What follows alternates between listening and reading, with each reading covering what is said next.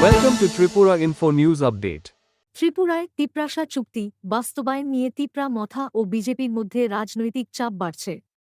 তিপ্রা মথার প্রতিষ্ঠাতা প্রদ্যোৎ কিশোর দেব বর্মা জানিয়েছেন, চুক্তি বাস্তবায়ন না হওয়া পর্যন্ত আসন্ন এডিসি গ্রাম পরিষদ নির্বাচনে বিজেপির সঙ্গে কোনো সমঝোতায় যাবে না দল।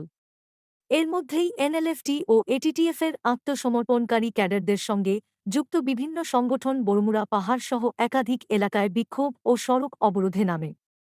হাতাইকাথারেও অবরোধের জেরে যান চলাচল ব্যাহত হয় এবং সাধারণ মানুষ ভোগান্তিতে পড়েন। রাজনৈতিক মহলের মতে, একদিকে তিপ্রা মথা চুক্তি বাস্তবায়নের দাবিতে বিজেপির ওপর চাপ বাড়াচ্ছে, অন্যদিকে প্রাক্তন বিদ্রোহীদের সঙ্গে যুক্ত সংগঠনগুলোর আন্দোলনও প্রশাসনের ওপর চাপ তৈরি করছে।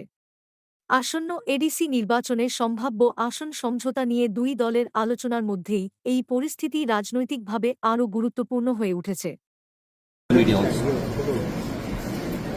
Should I speak in Hindi or English? Hindi and English mix कर दीजिए। So, most importantly, I have not been in Tripura. I was undergoing a lot of my personal treatment, and there are a lot of developments which have taken place, and I think we need to address this to the party. There are certain issues which have to be clarified, and there are certain steps which need to be taken. And I think that if I don't communicate this clearly to my party, this will not be communicated to the people on the ground. So that's the reason I've asked for this extended meeting. And let's see after that what happens.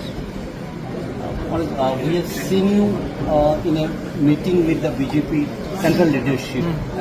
Was there any talks regarding the implementation of the tripartite agreement? Only the Tiprasa Accord has been discussed, and I am very clear. देखो, अगर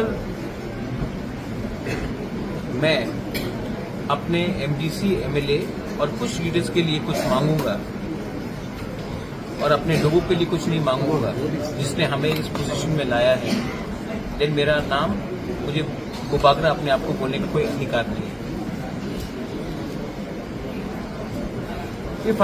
If these people are serious, they should implement the Tiprasa Accord. I have a lot of respect for the Prime Minister of India and the Home Minister of India, but if the Tiprasa Accord is not implemented, then I think we will have to decide in the next course of action. It's already 2.5 years. No. The point is, we all know what happened in TTADC elections. मेरे party को किसने तोड़ने का कोशिश किया, किसने तिप्रा मोथा को तोड़ा, किसके एमएलएज मेरे खिलाफ गए, एमडीसीज को लेने का कोशिश किया गया, 2-3 चले भी गए, तो कौन ने किया ये हमको मालूम नहीं है। मैं जानता नहीं हूँ कि मेरे ऊपर कितना पर्सनल अटैक किया गया, लेकिन वो सब मैं भूलने के लिए तैयार हूँ अगर आप हमारे तिप्रासा लोगों को तिप्रासा अकॉर्ड में अपना कॉन्स्टिट्यूशनल राइट दे।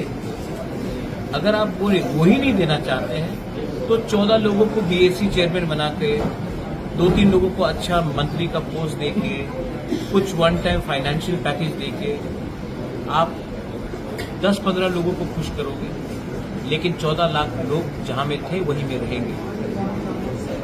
मैं पैसे के लिए नहीं आया हूं, मेरे लोगों को आप दो उनका अधिकार, वरना मैं अपना रास्ता अलग से जाऊंगा।